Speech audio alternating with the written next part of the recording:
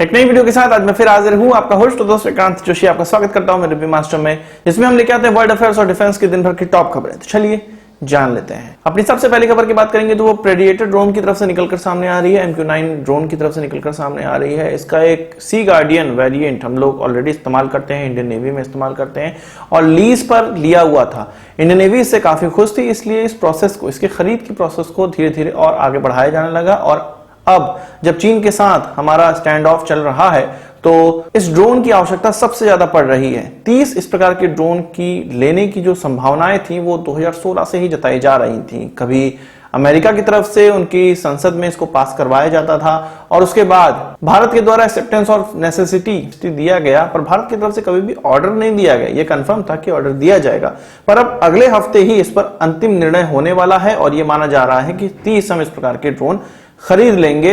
Defence acquisition council की meeting होने वाली है जो कि हमारे रक्षा मंत्री हेड करेंगे और उसमें इस मसौदे को आगे बढ़ाया जाएगा और वहां पे जैसे ही ये अप्रूव हो जाएगा हम गवर्नमेंट टू गवर्नमेंट डील के माध्यम से ये ड्रोन अपने देश में पा सकेंगे। कहा जा रहा है कि $3 बिलियन की ये डील होने वाली है, यानी कि एक ड्रोन को $100 मिलियन में पड़ने वाला है। ये ड्रोन विश्व के सबसे काबिल ड्रोन्स में से एक है और इसका जो एंड्योरेंस है वो 48 घंटों का है। यही चीज इस ड्रोन को सबसे यूनिक बनाती है। अगर इंडियन नेवी की बात करें तो इसके द्वारा जो सर्वेलांस है वो लगभग 2 दिनों तक किया जा सकता है बिना उतरे नीचे।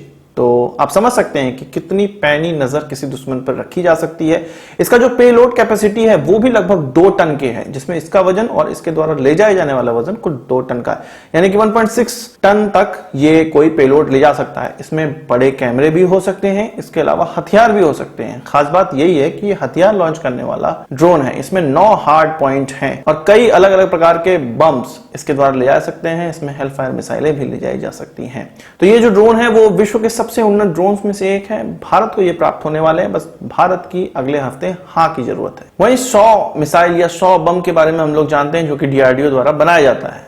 ये एक एंटी एयरफील्ड वेपन है, स्मार्ट एंटी एयरफील्ड वेपन, जो कि किसी बंकर को नष्ट करने के लिए, किसी एयर स्ट्रिप को नष्ट करने के लिए या अलग अलग प्रकार की चीजों को सरफेस में नष्ट करने के लिए इस्तेमाल किया जाता है या किया जाएगा। DRDO के द्वारा इसका डेवलपमेंट किया गया है, जैगुआर के द्वारा इसको लॉन्च किया गया था, पर कभी भी इसको तेजस के द्वारा लॉन्च नहीं किया गया था।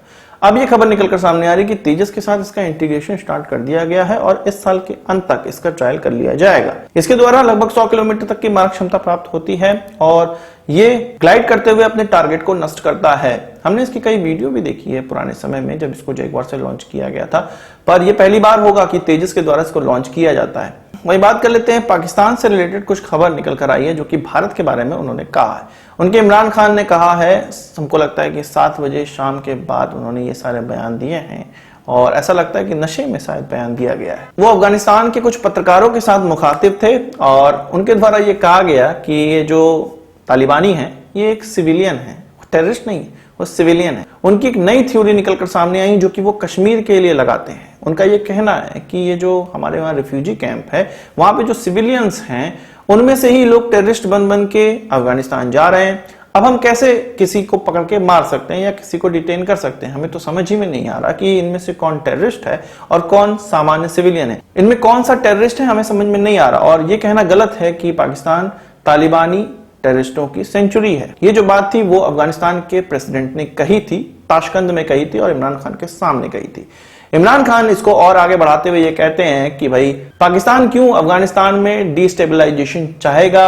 वो तो ये चाहता है कि अफगानिस्तान अच्छे से फले फूले और पाकिस्तान को रास्ता मिले सेंट्रल एशिया तक जाने का। तो पाकिस्तान को सेंट्रल एशिया तक रास्ता जाने तक का तभी मिलेगा जब वहां पर तालिबान आएगा, क्योंकि अफगानिस्तान गवर्नमेंट तो पाकिस्तान को मुंह नहीं लगाती है। उनका यह भी कहना था कि अफगानिस्तान के पास शांति के लिए केवल 2 रास्ते हैं, या तो वो अमेरिका के साथ चले जाए और जो 20 साल से चल रहा है वही होता रहे, या वो तालिबान के साथ जो गवर्नमेंट का साझा है वो करे। बात यह है कि यही 2 ऑप्शन तो बहुत पहले से ही है, इसमें इमरान खान कुछ नया नहीं बता रहे।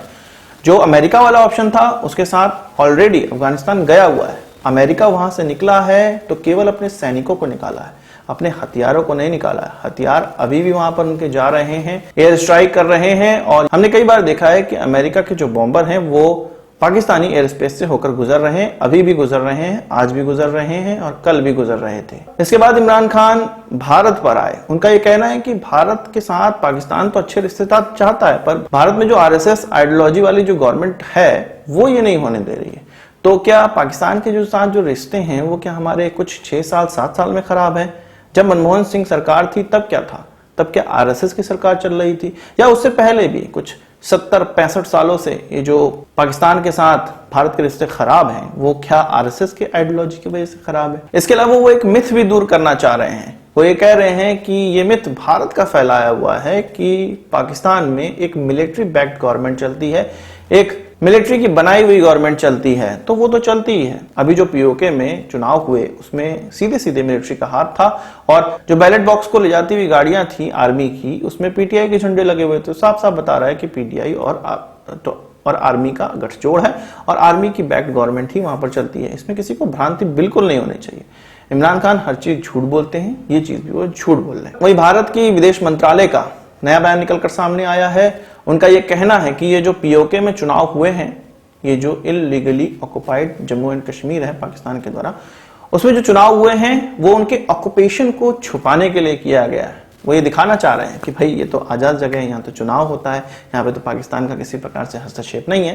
पाकिस्तानी आर्मी चुनाव करा रही है, इससे बड़ा हस्तक्षेप क्या हो सकता है? इसके अलावा एक्सटर्नल मिनिस्ट्री ने यह भी कहा है कि अफगानिस्तान में यदि हिंसा से राज लिया जाएगा, शासन लिया जाएगा, तो भारत उसका कभी भी समर्थन नहीं करेगा और कभी भी रिकॉग्नाइज नहीं करेगा। यानी कि तालिबान अगर बलपूर्वक अफगानिस्तान में राज करना चाहता है तो भारत उसको कभी भी, नेवर उन्होंने शब्द का इस्तेमाल किया है, कभी भी उनको रिकॉग्नाइज नहीं करेगा, उनका समर्थन नहीं करेगा। यह भारत के फर्म स्टैंड को दिखाता है और साफ साफ बताता है कि अफगानिस्तान में जो होगा वो शांति से होगा, टेबल में बैठ के होगा, अफगानिस्तान की गवर्नमेंट, अभी करंट की गवर्नमेंट को कॉन्फिडेंस में लेके होगा। एक और डिफेंस रिलेटेड खबर तो नहीं है, पर बड़ी हंसी वाली खबर है, और पाकिस्तान किस तरह से छोटी छोटी चीजों में दूसरों से लड़ता है ये चीज निकलकर सामने आई है।